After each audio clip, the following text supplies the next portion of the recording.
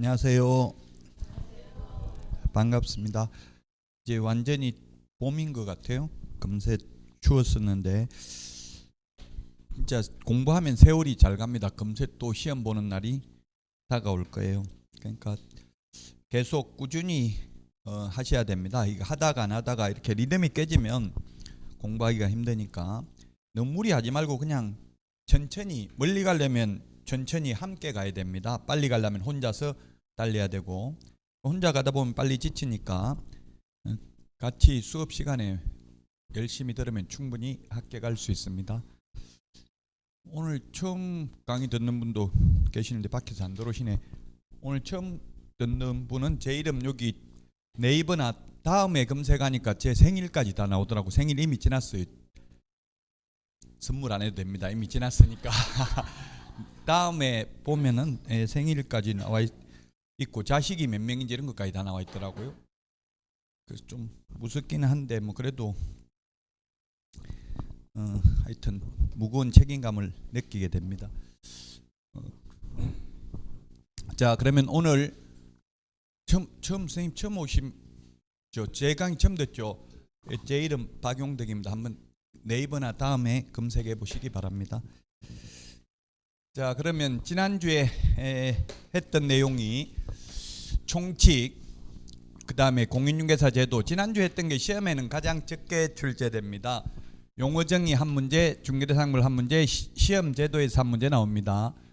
용어정의는 꼭 알아야 됩니다. 왜냐하면 계속 앞으로 강의할 때 이 용어를 알고 있다는 전제하에서 강의를 하니까요. 중개란 중개 대상물에 대하여 거래 당사자 간의 매매, 교환, 임대차, 그 밖의 권리의 득실 변경에 관한 행위를 알선하는 것을 말하고요. 중개업은 다른 사람의 의뢰에 의하여 일정한 보수를 받고 중개를 업으로 하는 것을 말합니다.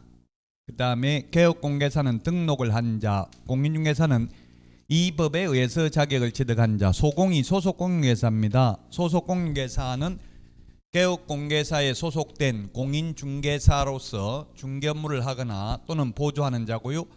보조는 중개 업무는 못하고 보조만 합니다. 공인중개사 아닌 자이어야 합니다. 지난주에 세 문제 정도 출제되는데 오늘 하는 내용은 등록 절차에서 한두 문제 정도, 결격 사유 반드시 한 문제 출제되고요. 그러면 네 문제, 다섯, 여섯, 일곱, 여덟 문제 정도, 일곱 문제에서 여덟 문제 정도 출제되는 파트입니다. 이제 지금부터가 이번 주부터가 중요합니다. 지난주에는 세 문제 정도 출제됐지만, 자, 그러면 오늘 할 내용들 제목만 미리 봤고요. 이제 구체적 내용을 보도록 하겠습니다. 먼저 등록. 등록이라는 것은 등산할 때 등자입니다. 오를 등자, 기록을 올린다 이 말이죠. 등록 대장에다가 기재하는 걸 등록이라고 합니다. 지금 현재 우리나라에서 모든 전문 자격사들 다 등록제를 채택하고 있습니다. 변호사, 법무사, 공인회계사, 의사, 약사 전부 등록제입니다. 그래서 등록제가 옛날에는 신고제였고요. 1961년도 소개영업법에서 신고제였다가 그 다음에 허가제로 바뀌었습니다. 허가제로 1983년 12월 30일 부동산 중개업법이 제정되어서 허가제로 바뀌었다가 1999년도 7월 1일 김대중 정부 때부터 등록제로 바뀌었습니다. 자, 그러면 허가를 내줄 수도 있고 안 내줄 수도 있고 허가관청이 재량권이 있는 게 허가고요. 신고는 요건만 갖추면 무조건 수리를 해야 됩니다. 그래서 우리 대한민국 모든 법에서 신고 안 했다고 징역 벌금 받는 경우는 없습니다. 즉 행정형벌은 없습니다. 오직 행정처분이나 또는 과태료를 받을 뿐입니다. 질서벌을 받을 뿐입니다. 질서 안 지킨 것. 그래서 신고는 무조건 수리해야 되는데 등록도 무조건 등록 요건에 맞으면 등록을 수리해야 됩니다. 거부할 수 없습니다. 그래서 여러분들이 자격증을 따면 전국 어디에 가서든지 등록해서 중개업을 할 수 있습니다. 단 신고제와 차이점은 자격증을 취득해야 되는 게 차이점입니다. 자격증을 취득해야 되고 결격 사유에 해당되면 안 됩니다. 자, 그러면 등록은 효력 요건이 아니고 적법 요건입니다. 무등록 중개업자가 중개를 해도 3년 이하의 징역이나 3천만 원 이하의 벌금에 처하지만 그 거래계약이 무효가 되는 것은 아닙니다. 매매계약은 유효하고 단지 무등록 중개업자가 처벌받을 뿐입니다. 그리고 무등록 중개업자의 보수 청구권은 인정되지 않습니다. 무등록 업자의 보수 청구권은 인정되지 않습니다. 그러나 업자가 아니고 우연한 기회에 한두 번 중개하고 보수를 받기로 했다면 무자격자라도 직업으로 한 게 아니라면 받아도 됩니다. 여러분들은 직업으로 하려고 자격을 취득한 거죠. 취득하는 거죠. 자, 그 다음에 대인적, 건축법상 건축허가는 대물적 허가입니다. 그래서 허가 받아놓고 건축주 죽어도 사망해도 건축주 변경 신고하고 계속 건물 지으면 됩니다. 그러나 우리는 대인, 사람을 보고 등록을 해줬기 때문에 사람이 죽으면 등록 효력도 소멸됩니다. 등록 취소 처분이 없어도. 그리고 이 등록은 자유재량행위가 아니라 기속행위다. 자유재량 반대가 기속행위입니다. 기속행위이기 때문에 등록관청은 재량권이 없습니다. 우리 건축법상 건축허가도 기속행위입니다. 기속재량입니다. 건축허가도 허가 요건 맞으면 반드시 허가 내줘야 됩니다. 뭐 그 주민들 민원이 제기되고 있다는 이유만으로 허가를 거부할 수 없습니다. 옛날에 문제가 많이 됐었죠. 일산에 러브호텔 지으니까 그 주민들이 막 엄청나게 구청에 민원을 넣고 했는데도 불구하고 대법원까지 갔는데 허가 내줘야 된다. 주민들 민원이 제기되고 있다는 이유만으로 허가를 거부할 수 없다. 이번에 금단의 왕릉뷰 아파트도 마찬가지입니다. 전부 다 사용검사 받고 다 입주했어요. 문화재청에서 입주 못하게 막고 했는데도 결국 법원에서 전부 다 적법 요건 법에만 맞으면 무조건 해줘야 된다. 재량행위가 있는 게 아니다. 행정관청은. 그래서 우리 등록도 자유재량행위가 아니고 기속행위니까 무조건 등록을 해 주어야 합니다. 등록 요건에 적합하면. 그래서 좀 여러분들은 어디 가서든지 등록할 수 있습니다. 자, 그런데 등록 신청할 수 있는 자는 공인중개사 또는 법인만 등록할 수 있고 아닌 자는 등록 불가능합니다. 요게 제외, 이게 시험에 3번 출제됐는데요. 소속공인중개사는 제외. 소속공인중개사는 자격증 따가지고 나무 밑에 취직하고 있는 사람이죠. 소속공인중개사. 나무 밑에 취직하고 있는 사람이 그만두지도 않고 바로 옆에 개업하는 거 돼요, 안 돼요? 상도위에 어긋나는 거죠. 제가 여기서 학원 강사하면서 바로 옆에 학원 차려가지고 원장하는 거잖아요. 그건 상도위에 어긋납니다. 그래서 그런 거는 하면 안 됩니다.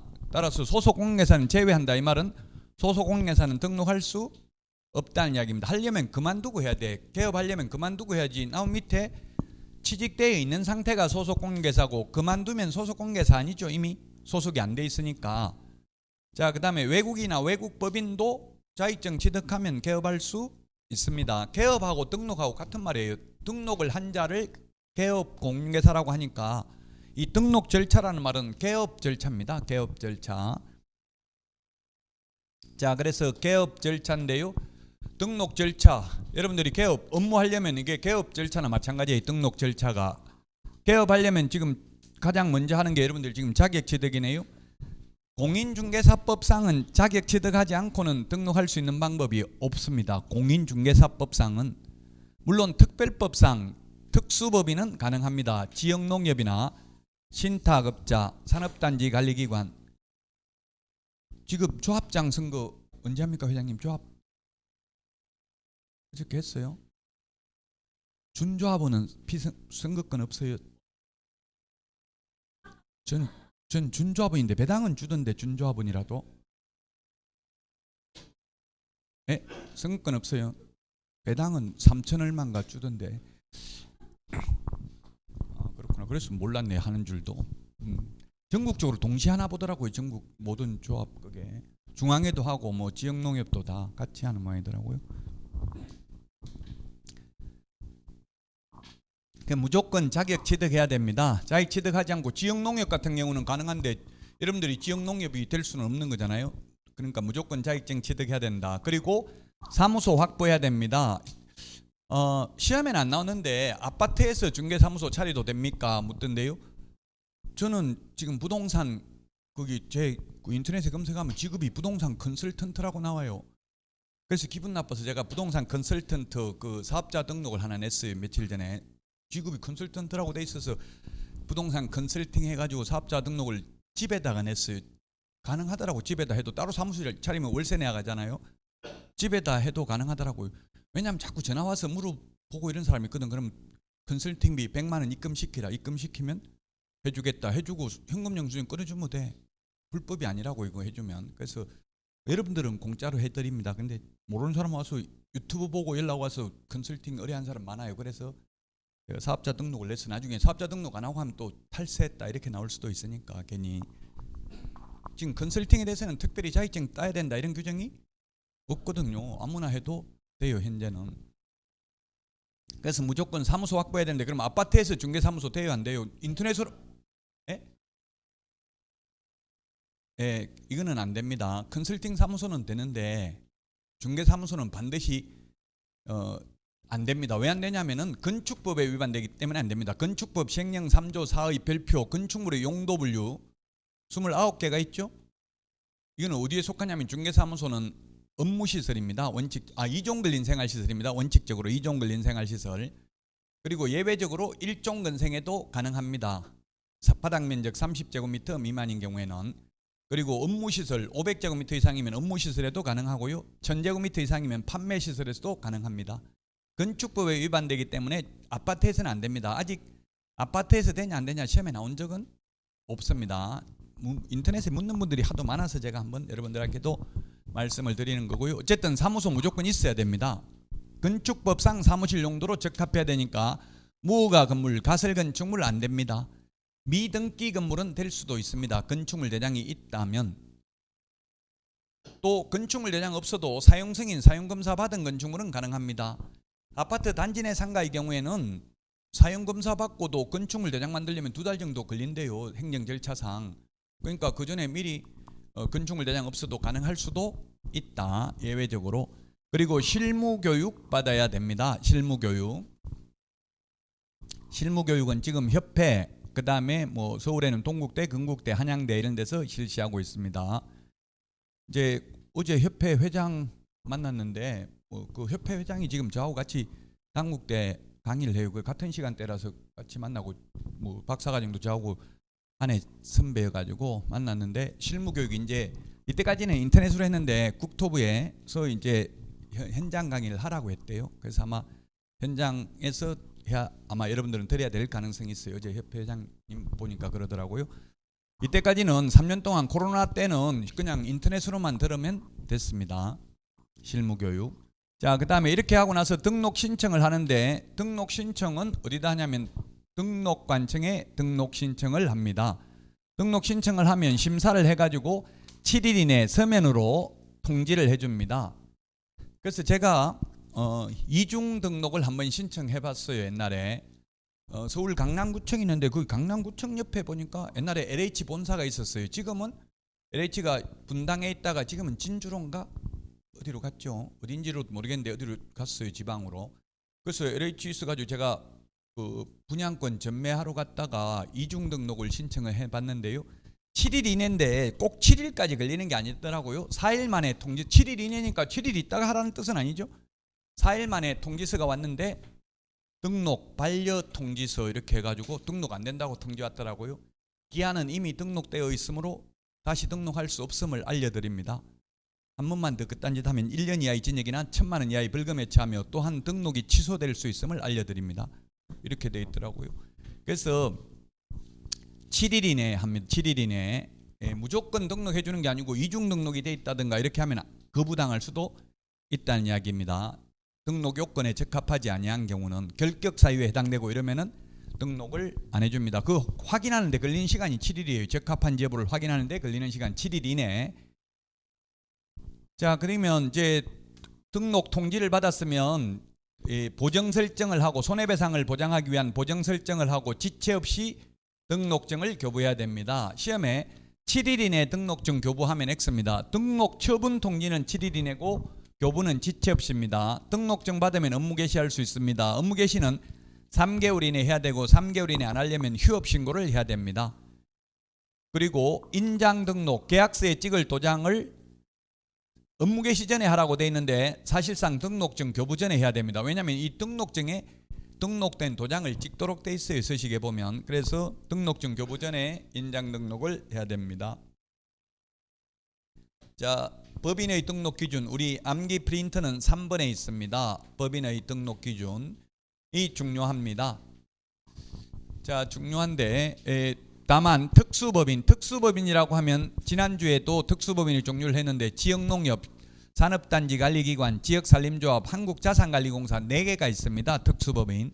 이 특수법인은 등록기준, 분사무소 책임자 요건을 적용하지 않는다. 이 말은 특수법인은 자격증 없어도 된다는 이야기입니다. 한마디로 말하면. 그리고 특수법인도 원칙적으로는 등록을 해야 됩니다. 다만 특수법인의 경우 그 특별법에서 공인중개사법 제9조를 배제한다는 규정이 있는 경우에는 등록을 안 해도 됩니다. 그래서 배제한다는 규정이 다 있고요. 캠코 한국자산관리공사만 특별히 예외가 예외를 두고 있지 않기 때문에 등록을 해야 됩니다. 시험에 나오는 거는 이 2가지 메뉴에 있는 거 등록 기준 적용하지 않고 책임자 요건을 적용하지 않는다. 특수법인은.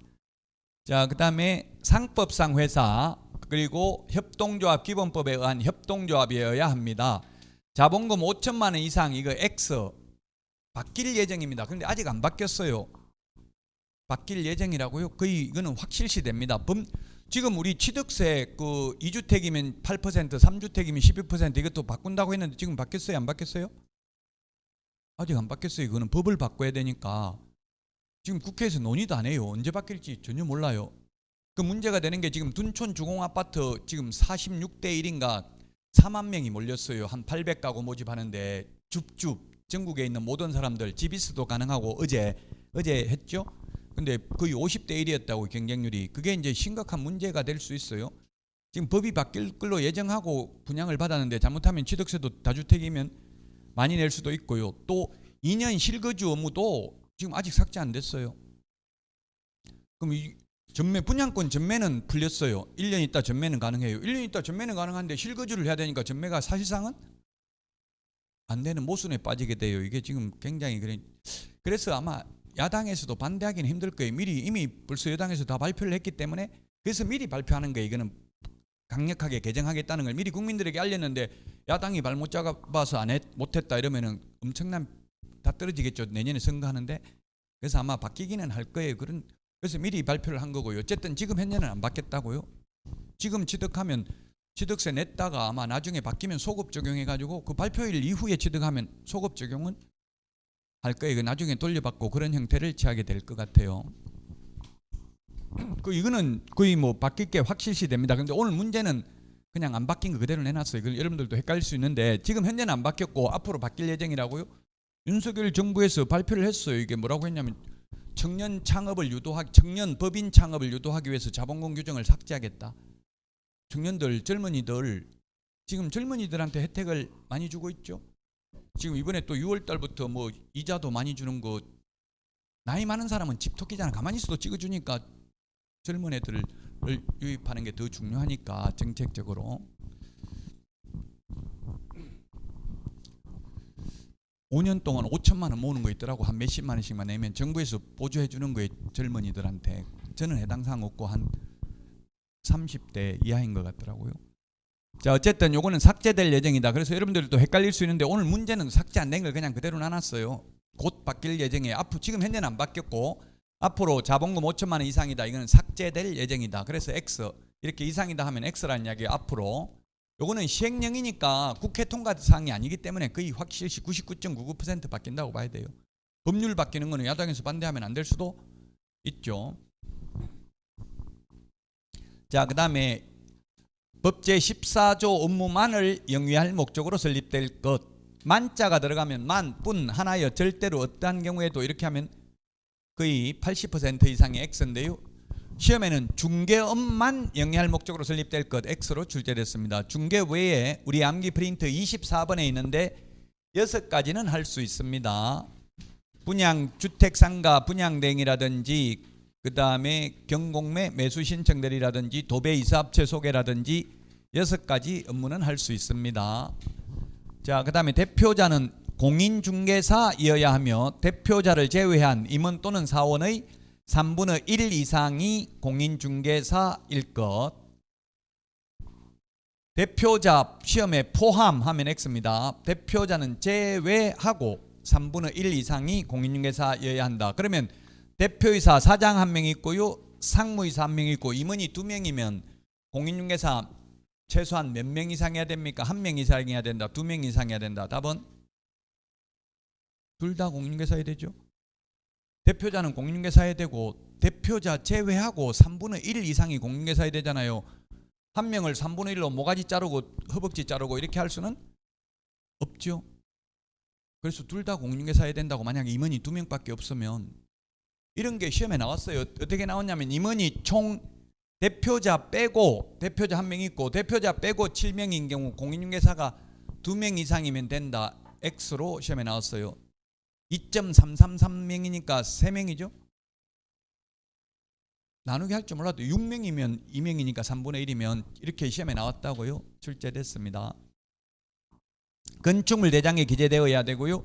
가설 건축물은 안 됩니다. 무허가 건축물도 안 됩니다. 왜냐면 무허가 건축물은 건축물 대장이 없어요. 그래서 안 되고, 자, 사용권을 확보하면 된다. 꼭 소유권을 확보해야 되면 건물주 아니면 개업 못하는 거죠. 건물주 아니라도 된다. 나무사무소 얻어도 된다. 면적 제한은 없다. 면적 제한은 없습니다.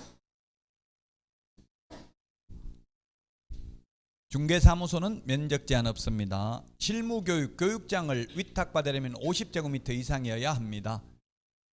자, 그 다음에 등록관청은 사무소 소재지 관할 시장 군수구청장이고요. 주소지가 아니고 사무소 소재지고요. 구가 있으면 구청장입니다. 수원시 영통구면 영통구청장이 등록관청입니다. 따라서 우리 공인중개사법 시험에 자치구의 구청장에 한한다 이런 말 나오면 무조건 X입니다. 비자치구 즉 특별시 광역시가 아닌 구시에서 있는 구도 무조건 구청장이 등록관청이라고요. 천안시 서북구 서북구청장, 많죠. 창원시 뭐 진해구 창원시 진해구 이런 거 있죠. 마산 하포구, 마산 회원구 그 구청장이 등록관청이라고요. 청주구, 상당구, 상당구청장, 시장 군수구청장 중에서 구가 있으면 구청장이 되겠습니다.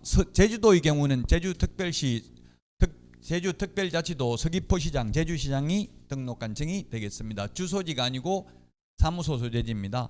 여러분들이 집은 이천에 있는데 사무소는 여주에 차리려면 여주시장이 등록관청이 되겠죠. 자, 그 다음에 암기 프린트 2번에 있습니다. 2번 시간에 하는 것 중에서 가장 중요한 게 암기 프린트 3번 법인의 등록 기준이고요. 자, 등록 신청할 때는 실무교육 수료증 4번 있어야 되고요. 단 전자적으로 확인 가능하도록 조치를 한 경우 제출 안 해도 되고요. 그 다음에 여권용 사진 한 장 들어가야 되고요. 사무소 사용권 확보했음을 입증하는 임대차 계약서나 사용대차 계약서나 또는 자기 건물이면 건축물 대장이나 또는 등기사항 증명서 이런 거 제출하면 되겠습니다. 가설 건축물, 무허가 건축물은 X 안 된다는 이야기입니다. 그 다음에 외국인의 경우 결격 사유에 해당되지 않음을 입증하는 그 국가에 주재하는 대한민국 영사관이 확인하는 공정서류나 증명서류 또는 아포스티유 확인서를 확인하면 됩니다. 아포스티유 확인서 뭔지 시험에 묻지 않습니다. 인터넷 치보면 됩니다. 이게 어쨌든 결격 사유에 해당되지 않음을 입증하는 서류입니다. 우리나라 사람은 결격 사유에 해당되는지를 전부 전산으로 확인하더라고요. 그 공무원 컴퓨터에 보니까 사이트가 있더라고. 거기 접속하니까 다 떠요. 그래서 현업을 하고 있는 분들도 1년에 2번씩 결격 사유에 해당하는지를 검증한대요. 그 사이트에서. 그럼 모든 기관에서 그 사이트에 입력하게 돼 있대요. 예를 들면 교도소 가고 이렇게 하면 징역형 받고 이러면은. 옛날에는 사이트에 확인 안 하고 본적지에 신원조회를 하더라고요. 그 공무원 제가 업무 처리하는 걸 보니까 본적지에 전화해가지고 물어보더라고요. 그러면 송화자, 수화자, 기한 올려, 그 결제에 기한 올려가지고 그렇게 해가지고 하던데 요즘은 그거 안 하고 그냥 사이트에 확인을 하더라고요. 자, 그 다음에 법인 등기사항 증명서, 건축물 대장, 자격증 사본은 제출 서류가 아닙니다. 왜냐하면 자격증도 전산화되어 있기 때문에 제 주민등록번호 치니까 자격증 언제 땄는지 다 나오더라고. 그게 공무원 컴퓨터에. 그러니까 제출할 필요 없다는 이야기입니다. 이거 제출할 필요 없다. 암기 프린트 51번에 동그라미 1번에 있습니다. 등록 통지, 처분 통지는 7일입니다. 근데 마지막 주에 했는데 매수 신청 대리인 등록은 14일 이내 해주도록 되어 있습니다. 암기 프린트 2번에 있는 내용이고요. 자, 그 다음에 다음 달 10일까지 통보해야 되는 게 6가지가 있습니다. 등록증을 교부했을 때는 통보하는데 재교부는 X 통보 안 한다는 이야기입니다. 분사무소 설치 신고, 사무소 이전, 휴폐업, 재개 변경 신고, 고용관계 종료 신고, 업무정지, 등록 취소 사항은 다음 달 10일까지 통보되는데 자격 취소, 자격 정지는 X 통보 안 된다. 왜 안 돼요? 이건 안 되는 이유가 등록관청이 통보하는데 자격 취소, 자격 정지는 등록관청이 하는 게 아니라 시도지사가 하죠. 시도지사가 하니까 시도지사가 자격 취소했다고 등록관청에 통보나 보고하는 게 없다고요. 몰라요. 몰라서 통보 못 한다고요. 그래서 자격 취소, 자격 정지는 통보하지 않는다. 다음 달 10일까지 통보합니다. 자, 그 다음에 업무 개시는 업무 개시 등록증 교부인데 등록 후 업무 개시 전에 보정 설정해야 된다. 업무 개시 전인데 구체적으로 본다면 사실상 등록증 교부 전이 되겠습니다.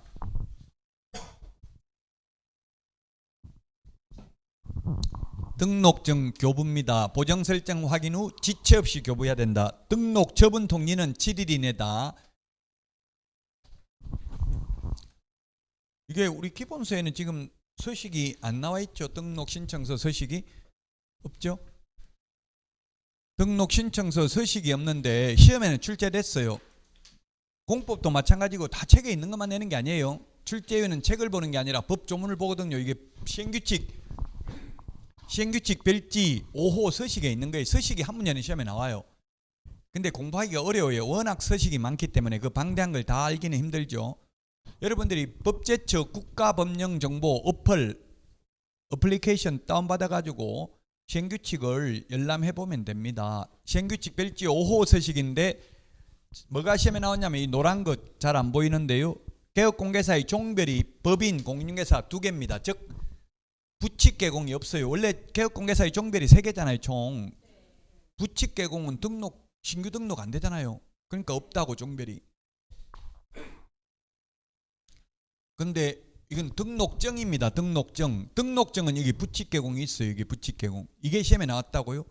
뭐라고 나왔냐면 시험에 등록증에 기재되는 종별과 등록신청서에 기재되는 종별이 같다, 다르다 이런 식으로 시험에 나왔어요. 다르죠? 등록증은 있어요. 부칙개공도 등록을 한 것으로 보는 자 이렇게 했잖아요. 안 했는데 한글로 보고 등록증 찾아가라고 연락 와요. 그래서 등록증은 사무소에 게시되어 있다고요. 그러나 신규 등록 신청은 안 되니까 종별 여기는 종별이라고 돼 있잖아요. 서식에 종별이 3개고요. 등록 신청서에는 종별이 2개입니다. 아마 우리 요거는 기본수 122페이지 122에 있나요? 요거는 있는데 등록 신청서는 없죠. 그래서 2개를 비교해야 된다고. 등록 신청서하고 등록증하고. 자, 그 다음에 120페이지 수수료 납부입니다. 우리 암기 프린터는 52번에 있습니다. 수수료 내는 것. 응시수수료와 자격증 재교부 수수료는 시도조례입니다. 자격증 재교부는 수수료 내는데 7번에 자격증 교부는 X 수수료 안 낸다. 즉 여러분들 합격하면 자격증 공짜로 줍니다. 합격하면. 그런데 분실해서 재교부 받으면 수수료 내야 됩니다. 작년에 어떤 일이 있었냐면 여러분들이 경기도에서 자격증을 받으면 제가 자격증 받을 때는 사진 가지고 자격증 받으러 오라고 했어요. 저는 1999년 4월 25일 날 자격증을 받았는데 잊을 수가 없어서 기억하고 있어요. 지금도. 너무 떨려가지고 새벽부터 가서 줄 서가지고 있었어요. 300명, 제 앞에 300명 줄 서가 있더라고. 새벽에 갔는데도. 그래가지고 거의 11시 57분쯤 받았어요. 옛날에는 그건 줄 서가지고 받았다고요. 요즘처럼 이렇게 전산화가 안 돼 있어서 가지고 그때만 해도 그 사진 붙여가지고 아빈 이렇게 찍어버리면 사진이 울룩불룩 막 올라오고 이렇게 하잖아요. 그렇게 해가지고 했어요. 위조할까봐 사진 다른 거 갖다 붙일까봐. 근데 요즘은 전산화돼 있어가지고 아예 응시 원서 붙일 때 사진 그게 그대로 자격증에 붙어서 나와요. 그래서 안 이쁜 사진이어가지고 바꾸려고 바꿔주세요 하니까 그럼 재교부 받으세요. 알았어요 하니까 돈 내세요 이렇게 나온 거예요. 재교부는 돈 내야 된다고요. 그러니까 응시원서에 사진 이쁜 거 붙이라고. 그게 그대로 자격증에 붙어 나오니까. 뽀샵 해도 돼요, 안 돼요? 네, 됩니다. 되기는 되는데 감독관이 와가지고 얼굴 한번 보고 시험 그 또 주민등록증 한번 보고 계속 와서 보고 진짜 맞아요 묻고 이래요. 그러면 피곤하죠. 너무 다르면. 그 지금 중개사무소에 여자분들 있는 사무소에 가보면 자격증, 실무교육, 수료증 뭐 이게 여러 개가 걸려 있는데, 등록증 걸려 있는데 사진이 각각 다 달라요. 그러면 이게 딴 사람인지 같은 사람인지, 같은 사진 하나로 하는 게 좋을 것 같아요. 통일해 가지고. 너무 다르니까 헷갈려요. 본인이 맞는지 안 맞는지. 자, 자격증 교부는 X, 수수료 안 내고 공짜로 주는데 처음에 합격하면 재교부는 수수료 내야 된다. 등록 신청, 그 다음에 등록증 재교부 신청. 이거 아직 시험에 나오진 않았는데요. 가로 안에 있는 거 이게 서식에 보면 등록증 재교부 신청서 서식에 보면 사무소 이전 신고도 수수료 내는 걸로 돼 있어요. 사무소 이전의 경우 수수료 내라는 말은 명시적인 법조문은 없는데 서식에 있다고요. 사무소를 옮기면 등록증을 재교부, 등록증을 다시 어쨌든 출력해가지고 교부해 주잖아요. 아니면 고쳐가지고 해야 되니까 공무원들 그 어쨌든 손을 움직였으니까 돈 받는다는 이야기예요. 지금 요거는 아직 시험에 나온 적은 없어요. 사무소 이전 신고할 때 돈 내는지 안 내는지 약간 논란의 여지가 있어요. 법조문에는 없는데 서식에 있다고. 서식, 등록증 재교부 신청서 서식에 보면 수수료 내야 된다고 돼 있다고요. 자, 그 다음에 분사무소 설치신고, 분사무소 설치신고 확인서 재교부 수수료 시군구조례입니다. 그 다음에 그 시군구조례면 만약에 아까 그러면 안산시 단원구에 사무소 차리려면 안산시 조례가 정하는 수수료입니까? 단원구 조례가 정하는 수수료입니까? 안산시 조례입니다. 단원구는 조례가 없어요. 비자치구니까. 용인시 처인구 이런 거는 처인구청장은 선거로 뽑는 게 아니라고요. 자치권이 없죠. 비자치구라고 하죠. 특별시, 광역시가 아닌 구에 있는 구청장을. 비자치구는 조례 제정권도 없고 조례 자체가 없어요. 그래서 안산시 조례고요. 용인시 처인구면 처인구 조례 자체가 없다고. 용인시 조례라고요. 그렇게까지는 시험에 안 나올 수 있지만, 그런데 공부할 때는 좀 철저하게 해야 나중에 고득점을 할 수 있어요. 이렇게 사례로, 요즘은 사례 중심으로 많이 묻거든요. 이런 식으로 하면, 이런 식으로 사례를 해놓으면 어렵죠. 보통 지명이 많이 나와요. 무슨 지에서 어디로 옮겼다 사무소 이런 식으로. 옛날엔 지명이 나오다가 요즘은 뭐 A시에서 B시 이렇게 나오는 경우도 있기는 합니다만은. 자, 그 다음에 국장이 국토교통부 장관 줄임말입니다. 국토교통부 장관이 직접 시험을 한 번도 한 적은 없습니다. 이론적으로만 직접 시험을 시행한다면 국토교통부 장관이 결정 공고하는 수수료를 내야 되고요. 시험을 위탁을 한 경우 위탁받은 자가 위탁한 자의 승인을 얻어서 결정 공고하는 수수료를 내는데 이게 28,000원이었습니다. 지난해까지. 올해도 아마 똑같을 겁니다. 1, 2차 같이 보면 2차만 보고 1차만 보고 이러면은 두 개 합하면 1, 2차 같이 보는 것보다 더 비싸겠죠?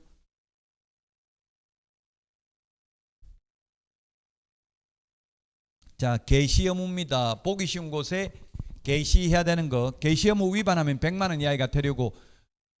중개사무소 한 번도 방문 안 해보신 분은 한번 오늘 방문해 보세요. 그러면 액자에 넣어가지고 이렇게 게시해 놨잖아요. 그 사진 아까 말했던 거 자격증하고 게시돼 있죠? 어떻게 왔는데 물어보면 어디 투자할 데 없습니까? 30억밖에 없는데 이렇게 이야기를 하라고요. 그러면은 예 사장님하고 상세하게 브리핑해주고. 자꾸 중개업소 많이 다녀야 부자 될 수 있어요. 그래야 그 흐름을 알 수 있잖아요. 그 동네 흐름을 설명 브리핑 듣고 여기 어디 투자할 데 없습니까? 물으면 잘 설명해 준다고요.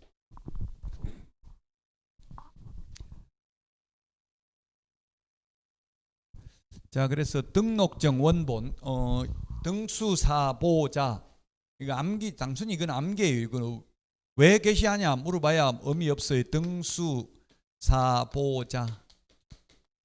등수보자였는데 사업자 등록증이 하나 더 들어갔어요. 등록증 원본, 중개보수열표, 사업자 등록증, 중개보수열표, 자격증 원본입니다. 단 소공이 있을 경우 소공 자격증도 게시해야 되고, 소공, 직원, 소공 자격증 게시 안 하면 소공이 100만 원 과태료 받는다, 100만 원 이하 받는다, 사장이 100만 원 이하 받는다. 답은 사장님이 받아요. 저도 실장으로 근무해봤는데 제 자격증 걸어놓으니까 코팅해가지고 걸어놨더니만 사장이 지금 누가 저러나 빨리 안 치우면 갖다 버리겠다 이러더라고요. 그래서 치웠어요. 사장 말 안 들으면 그만둬야 돼. 사장 지시에 불응하면 바로 그만둬야 돼요.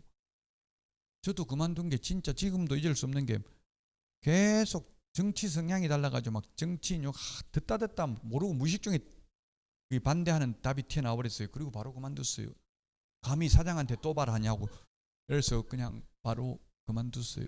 다닐 수가 없어. 좁은데 거기서 좁은 공간에서 계속 서로 싸우면서 살 수는 없죠. 그만두라고 안 해도 그만둘 수밖에 없더라고요. 무조건 순응해야 돼. 예, 알겠습니다. 밖에 할 말이 없어요. 근데 잘 봐야 돼. 여러분들도 침묵해. 제가 아는 분은 지금 금단에 작년에 합격해가지고 했는데 지금 실장으로 들어갔는데 지금 개업하고 싶대. 너무 돈이 잘 벌려서 엄청나게 거래 잘 된대요. 요즘 뭐 좀 금매 이런 거는 떨어진 거는 개업하고 싶은데 사장이 개업하면 1년간 다른 데 가서 다른 사무소 개업 못한다. 단 사장이 동의한 경우에는 그러하지 아니하다. 침묵회 회칙에 이렇게 돼 있대요.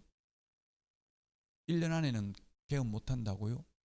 그럼 내 거 인수해라. 권리금 1억 주고 이렇게 하는 경우도 있대요. 뭐 1억이든 뭐 5천만 원이든 어쨌든 인수하면 이제 동의할 거 아니에요. 그거는 전직 사장이 동의하면 가능하고 그렇지 않은 한 개업 못한다. 이런 규칙도 있어요. 그게 독점규제 및 공정거래법 위반이고 현행법 위반이지만 현실은 그렇게 있다고요. 그래도 고발할 수가 없어요. 고발하면 거기서 왕따 돼가지고 다시는 못하거든요. 더 왕따 당해가지고. 그러니까 뭐 그냥 어쩔 수 없이 권리금 주고 인수할 수밖에 없는 현실입니다. 그 지역마다 다 달라요. 그러니까 어떤 데는 또 3개월 개업 못한다는 데도 있고 그렇더라고. 한 달 못한다는 데도 있고 6개월 못한다는 데 침묵회 회칙이니까 다 다르겠죠. 지역별로. 그 주로 신도시에 그런 게 많아요. 좀 왕따시키는 게. 이천은 있는지 없는지 저는 잘 몰라요. 알아보시라고 만약에 취직했다가 개업하려면은 그럼 사장님하고도 사이좋게 지내야 되겠죠. 좀 동의해달라. 저도 먹고 살아야 되지 않겠냐. 뭐 하든지 해야 되겠죠. 중개 보수열표 사업자 등록증. 이 사업자 등록증이 옛날에 없다가 이게 게시하도록 원래 없어도 이거 사실 다 해놨더라고. 옛날에 이게 법적으로 할 의무 없을 때도. 근데 지금 의무로 생긴 게 국토부에서는 뭐라고 이야기했냐면 일반 가세 사업자면 10% 받을 수 있고요. 간이 가세 사업자면 아마 4,400인가? 이거는 아예 면세 사업자입니다. 부가가치세 안 냅니다. 정확한 건 아닐 수 있어요. 지금 제가 부가가치세법을 안 보고 말하기 때문에 한 4,400에서 8,800 사이에는 4% 받을 수 있습니다. 부가가치세를.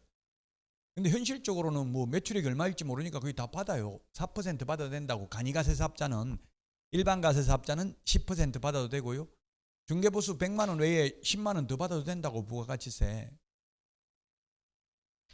그래서 예를 들면 간이가세 사업자, 저도 간이가세 사업자 등록을 했거든요. 며칠 전에 사업자 등록을 하면서 간이가세 사업자 등록을 해놓고 10% 받으면 안 된다는 이야기죠. 간이가세 사업자 등록을 해도 자동적으로 매출액이 늘어나면 올라가죠.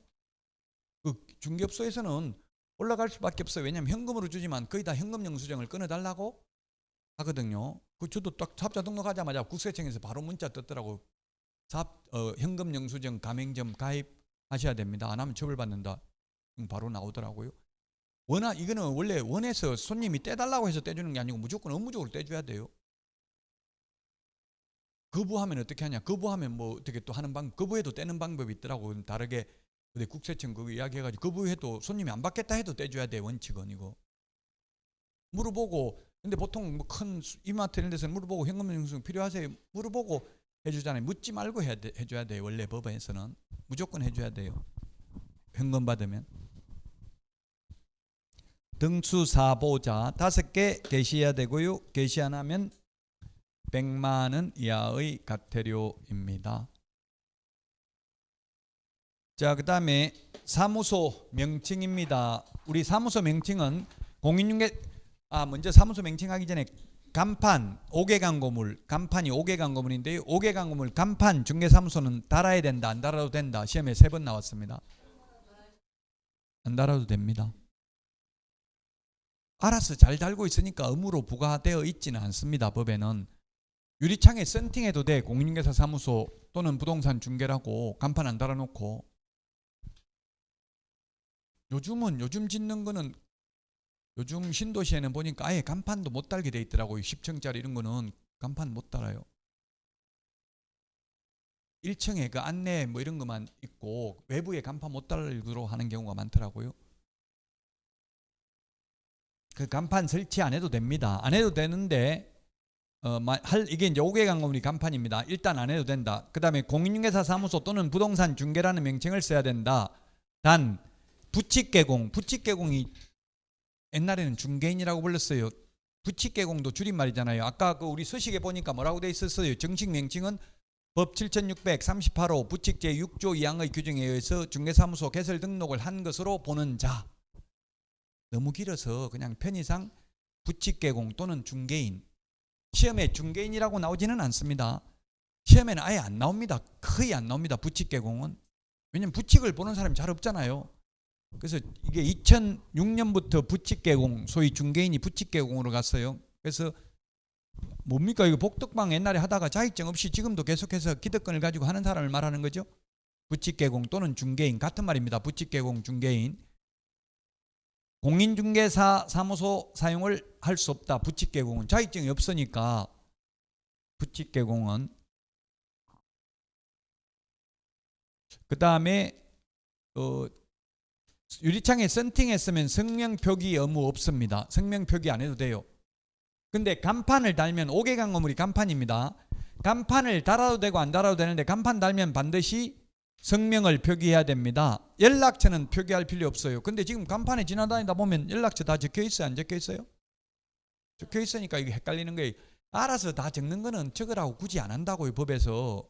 법은 전부 의무를 부과하는 거잖아요. 그럼 왜 이렇게 의무가 많냐? 이렇게 국민들 불만이 생길 수 있으니까 알아서 전화번호 다 적어놨는데 왜 적어놔? 광고하려고, 홍보하려고. 그러니까 굳이 전화번호 적어라 이런 말은 없다고요. 간판에. 단 전화번호 적는 거는 사기칠 수 있는데 간판 실명제, 이게 간판 실명제가 도입된 취지가 사기치지 말라는 이야기. 자기 이름 적어놓고 사기치기는 어렵다고 본 거예요. 정부에서 그렇게 밝혔어요. 그래서 성명은 간판에는 이름은 적으라고 되어 있습니다. 식당 같은 경우는 이름만 적는 게 아니라 아예 할매집 해가지고 사진까지 붙여놨죠. 사진 붙여놓고 그 음식 엉터리면 안 되잖아요. 사진. 그래서 우리 중개사무소에는 사진까지 붙이라는 말은 없습니다. 성명은 표기해야 됩니다. 5개 강건물 간판 달라면 안 달아도 됩니다. 연락처는 표기 안 해도 된다. 위반 시 100만 원 이하의 과태료입니다.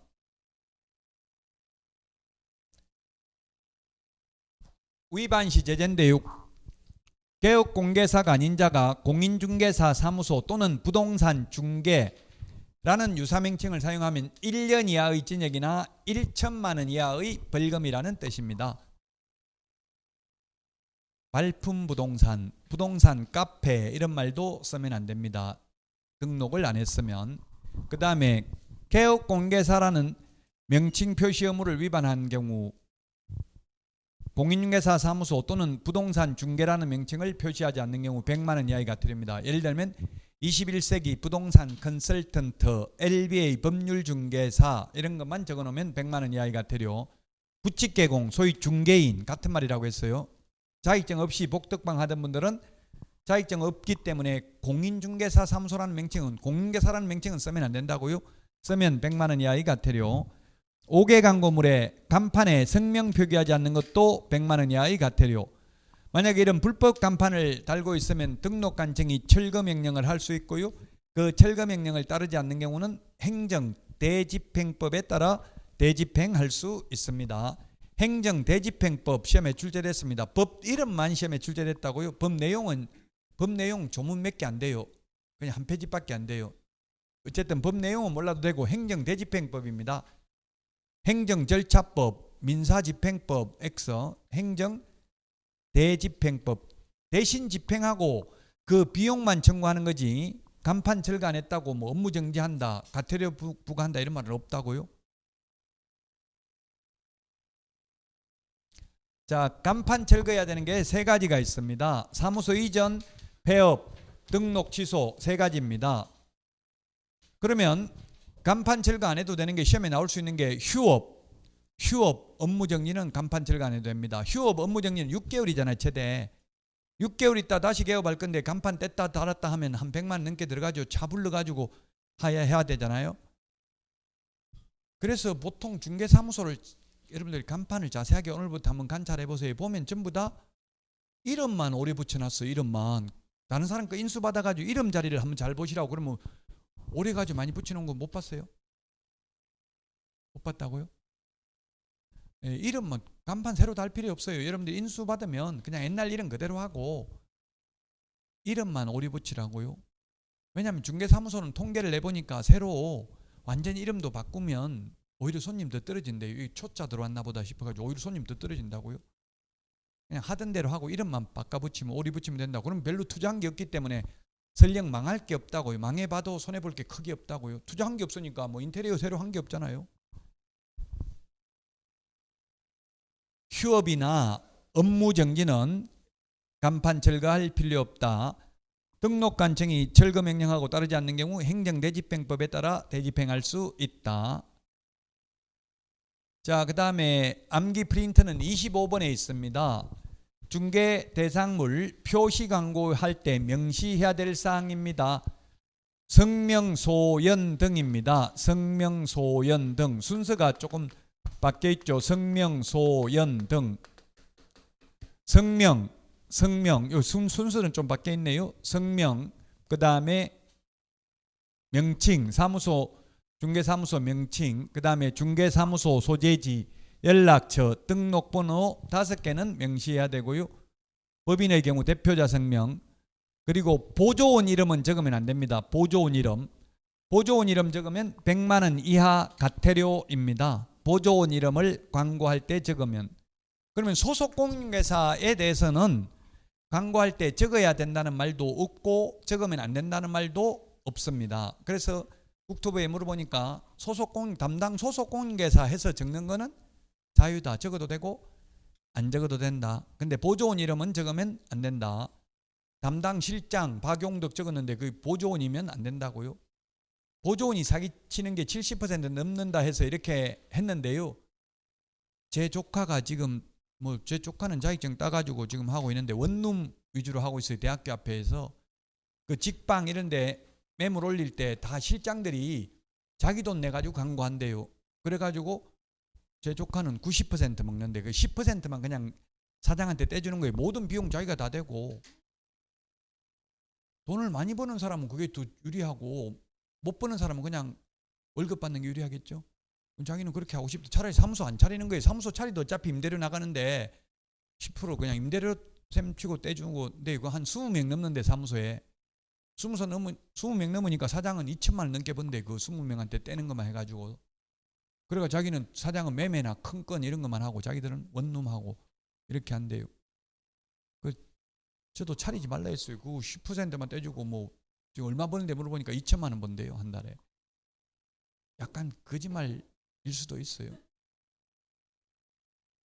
2천만 원이면 그럼 맨날 묻더라고. 그러면 컨설팅비나 좀 보내라 이랬더니만 사실은 얼마 못 버는데 또 이러더라고요. 모르고 어느 게 맞는지 모르겠어요. 하여튼 2천만 원이나 번다는데 그 잘 될 때도 있고 안 될 때도 있고 이거 극과 극이에요. 그러니까 잘 될 때 모아놨다가 안 될 때 비축해놨다 쓰고 이래야 되는데 잘 되면 다 써버리고 안 되면 적자를 하고 이러면 힘들죠.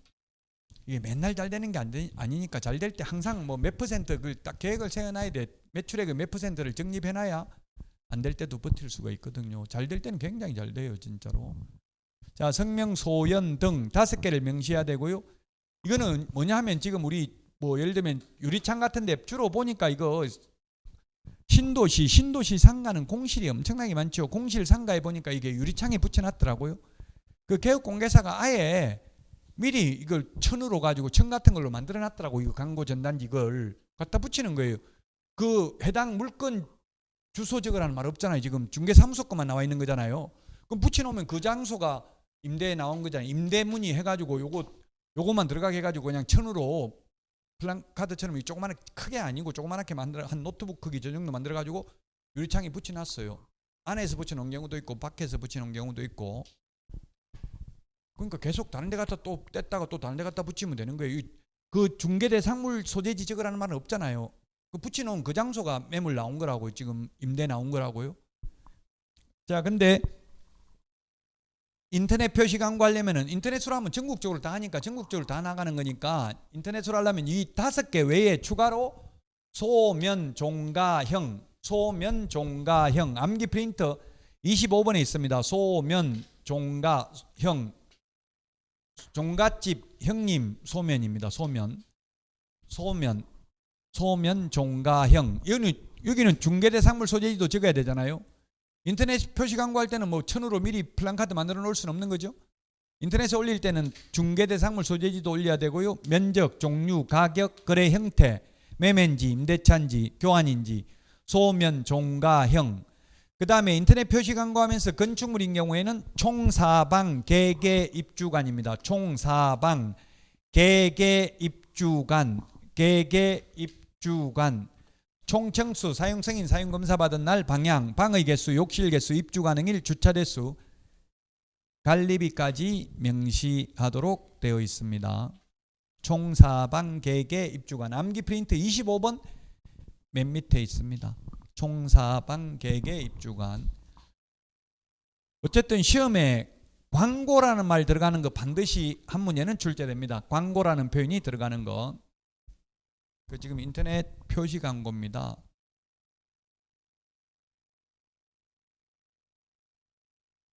자, 위반 시제인데요. 시세에 부당한 영향을 미치는 표시 광고를 하면 3년 이하의 징역이나 3천만 원 이하의 벌금입니다. 예를 들면 그 정부에서 생각하는 거는 완전히 개업공개사를 나쁜 사람으로 자꾸 모는 것 같아요. 실제로는 개업공개사들이 높게 광고 올리는 경우는 없거든요. 자꾸 낮게 하죠. 왜? 그래야 손님이 연락 올 거 아니에요. 그 정부는 실무를 안 해봤기 때문에 정부 담당자들은 개업공개사가 자꾸 시세 조작해가지고 가격을 올린다고 생각하더라고요. 근데 제가 중개업을 해보니까 개업공개사 입장에서 올릴 이유가 없잖아요. 올리면 매수인 연락 안 오잖아요. 연락은 안 오는데 그 대신에 뭐 예를 들면 5억인데 7억 팔아주면 2억 남으면 1억씩 나눠 먹자 이렇게 짜고 올릴 수는 있겠죠. 어쨌든 그래서 시세에 부당한 영향을 미치는 표시 광고를 하면은 3년 이하의 징역이나 3천만 원 이하의 벌금입니다. 높은 가격으로 표시 광고를 유도하는 거 이런 거 전부 다 3년 이하의 징역이나 3천만 원 이하의 벌금이고요.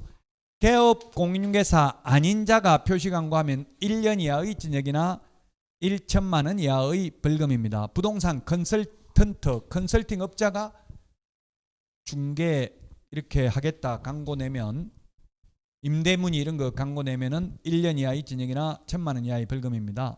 부당한 표시 광고, 허위 매물, 미끼 매물, 가짜 매물, 낚시 매물 올리면 500만 원 이하의 과태료입니다. 제가 아는 민법 선생님 지금 인터넷으로 가지고 엄청나게 잘하다가 사무소 확장해 가지고 옮겼어요. 근데 이번에 벌금이 아니고 과태료 200만 원 받았다더라고요.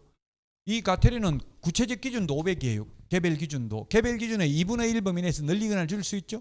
그 2분의 1을 줄여줘 가지고 250만 원. 또 질서 위반 행위 규제법에 의해서 빨리 내면 20% 할인해 주죠.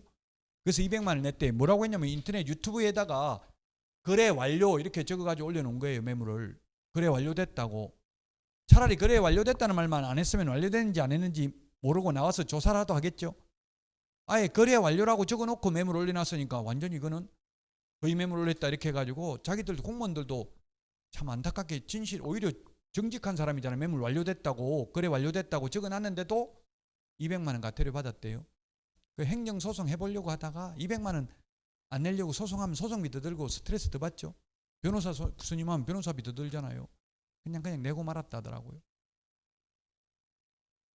그 무조건 이제 블로그라든지 개인 카페라든지 유튜브 채널이라든지 이런 거 거래 완료되면 무조건 내려야 돼요. 거래가 완료됐는데도 불구하고 올라가 있으면 거의 매물 올린 거라고 이 부당한 표시 광고 500만 원 이하의 과태료입니다. 광고 시 기재사항 누락하면 100만 원 이하의 과태료입니다. 성명, 소연 등 소면, 종가형, 총사방, 개개, 입주관 이런 거 누락되거나 또는 보조원 이름 적으면 100만 원 이하의 과태료가 되겠습니다. 자, 여기까지 하고 쉬었다가 인터넷 표시 광고 모니터링 절차부터 보도록 하겠습니다.